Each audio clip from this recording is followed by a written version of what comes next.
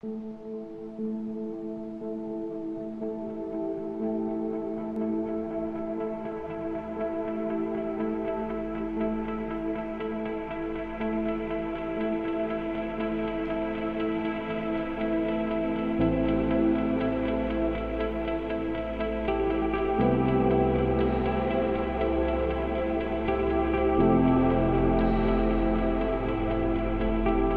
tanah, ada satu ungkapan terima kasih untukmu tanah.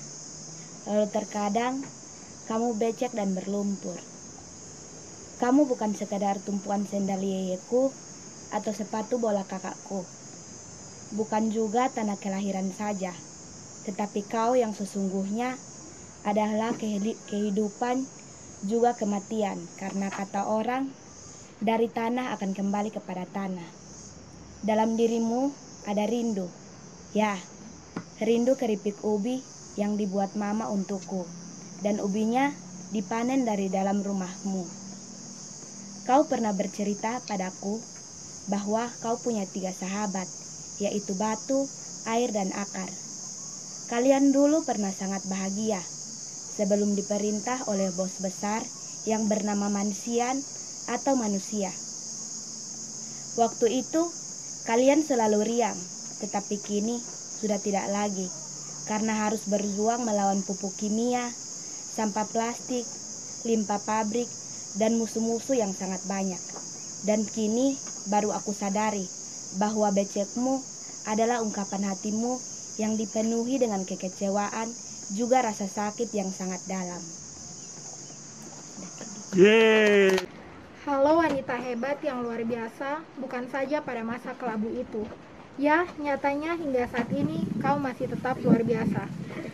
Banyak harapan saya, meski sudah menua, kau akan tetap kuat dan tetap semangat. Bagaimana kabarmu hari ini? Apa yang kini menjadi prioritasmu bersama dengan batu itu?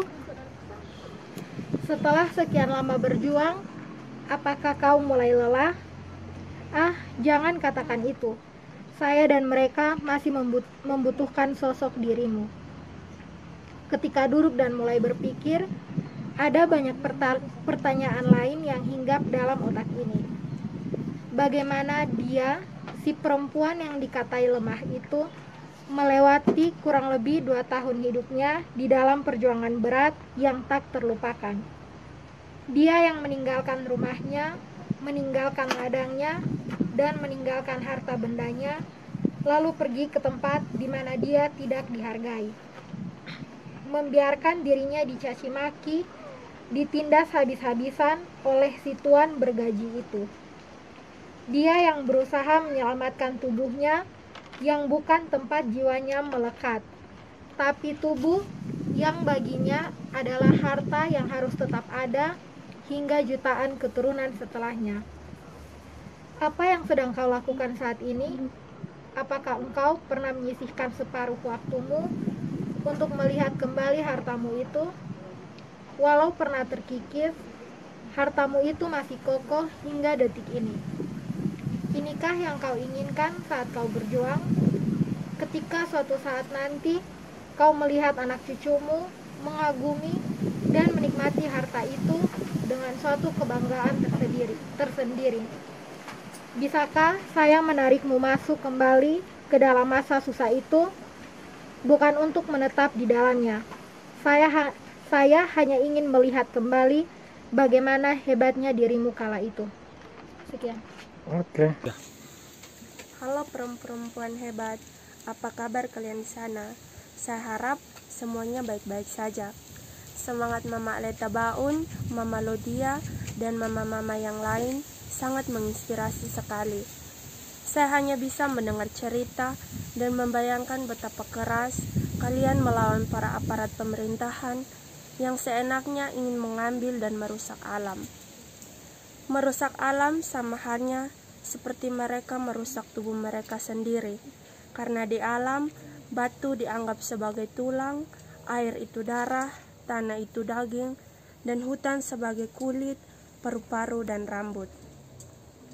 Pemerintahan baru ada kemarin, sedangkan batu, air, tanah, dan hutan sudah ada sejak dulu kala.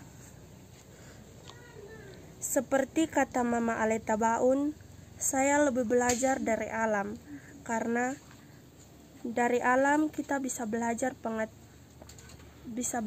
banyak pengetahuan dan akan memperkaya ilmu yang kita ambil. Sebelum adanya sekolah, mereka sudah belajar dari alam yang kaya akan pengetahuan. Jadi saya rasa bahwa aparat pemerintahan pada saat itu tidak tahu malu karena mereka adalah orang yang bersekolah tinggi. Harusnya mereka merangkul masyarakat dan merawat alam.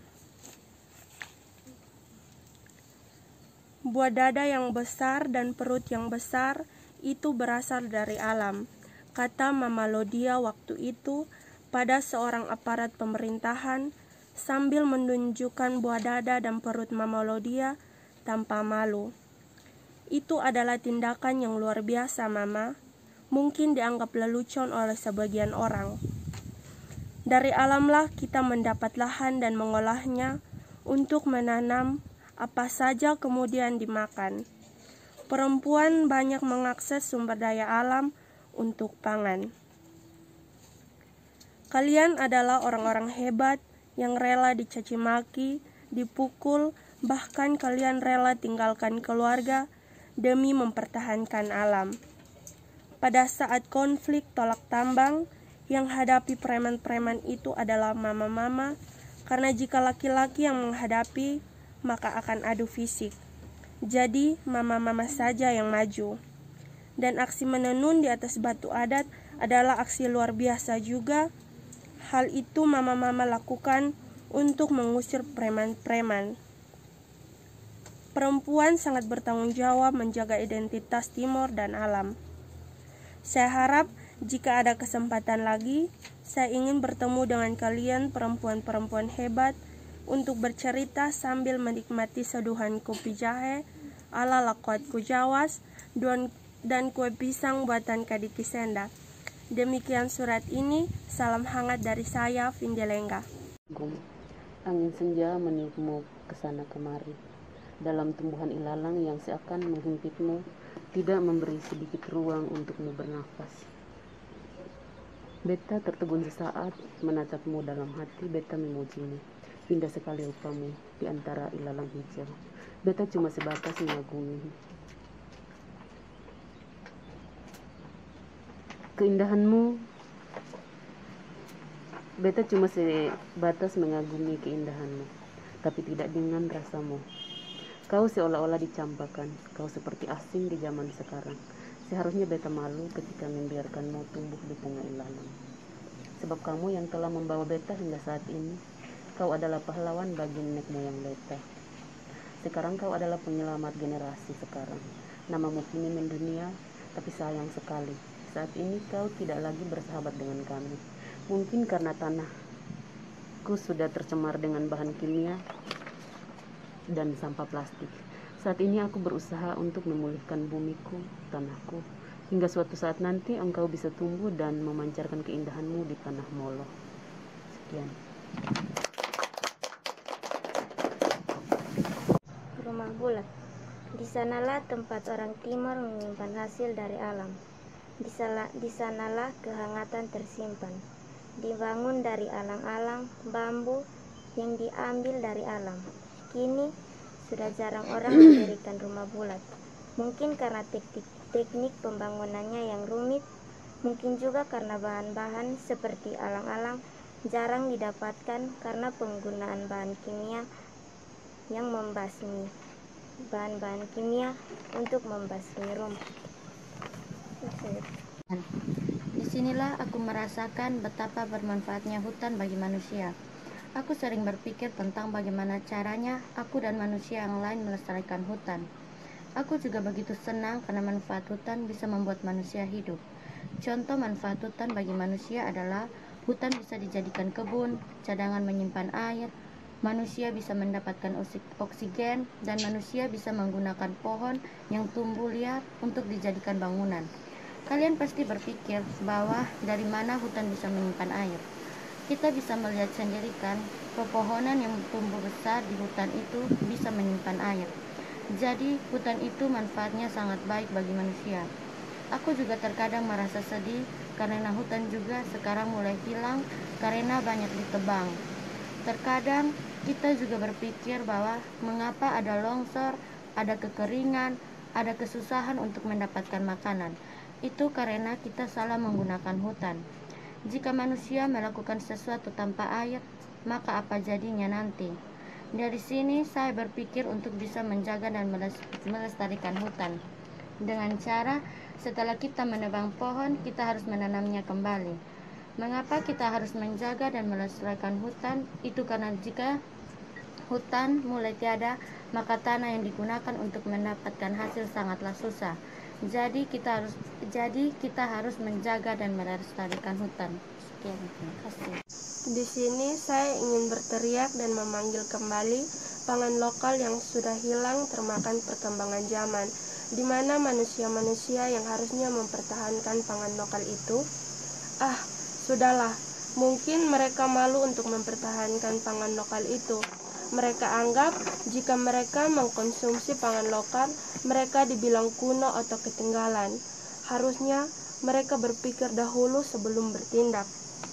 Pangan lokal sudah ada dari nenek moyang kita, sedangkan makanan instan baru ada kemarin. Pangan lokal mengandung banyak gizi, zat besi, bebas dari bahan kimia, dan satu lagi, pangan lokal mudah didapatkan. Kalau makanan instan, banyak mengandung zat kimia yang bisa merusak otak dan saraf-saraf yang lain, dan terkadang juga sulit untuk didapatkan. Mari kita pulang untuk mencari kembali sebagian pangan lokal yang sudah hilang, kemudian pertahankan itu. Tidak akan ada bekal di hari tua nanti jika kita tidak tahu pangan-pangan lokal yang ada di tempat kita. Rupanya, saya salah satu orang yang beruntung karena bisa belajar bersama Lakuatku Jawas untuk mempertahankan pangan lokal yang ada. Bukan hanya mempertahankan, tapi saya ikut merasakan pangan lokal yang dibuat.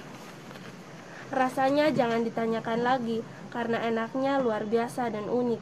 Bahan-bahan diambil dari alam dan otomatis itu semua masih segar.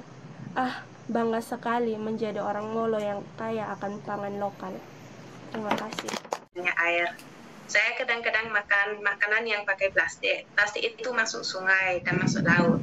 Ada berapa pakai Indomie saya di laut, di sungai, yang dimakan oleh ikan dan hewan-hewan kecil. Maaf kalau saya sering mengotorkan air. Mereka bilang manusia 70-80% air. Jadi 78% saya adalah Anda. Kalau Anda sakit, kita juga sakit. Kalau Anda kurang, saya kurang juga. Ya dari sana saya sudah bingung mau kemana lagi. Tapi ya itu aja. Oke. 28 Januari 2021. Halo tubuh yang pernah terkikis, yang pernah diperjuangkan mati-matian oleh wanita-wanita hebat di Molo. Saya tidak tahu banyak tentang dirimu, sebatas fondasi bangunan atau sebatas alas di atas tanah yang berlumpur. Keberadaanmu yang begitu banyak membuat manfaatmu tidak begitu diperhatikan oleh banyak orang. Lalu apa yang sebenarnya unik dari dirimu? Apa yang membuat para wanita-wanita hebat itu hampir kehilangan, bahkan ada yang kehilangan nyawanya hanya untuk mempertahankan dirimu? Kata mereka, kau adalah tubuh mereka. Yang benar saja, bagaimana bisa dirimu yang hanya diam di tempat, bahkan tanpa bernapas, dapat menjadi tubuh mereka? Mereka bilang kau adalah identitas mereka. Sepenting itukah dirimu? Di balik pertanyaan-pertanyaan itu, ada satu jawaban yang datang. Ini bukan tentang pandangan ataupun anggapan mereka mengenai dirimu. Ini tentang dirimu yang bekerja seperti pohon. Jika pohon diberi kesempatan untuk bernapas, kau bahkan tidak. Tapi kau masih menyempatkan dirimu untuk menampung darahmu yang adalah kehidupan kami. Ya, air itu yang kau simpan, dia adalah hidup kami.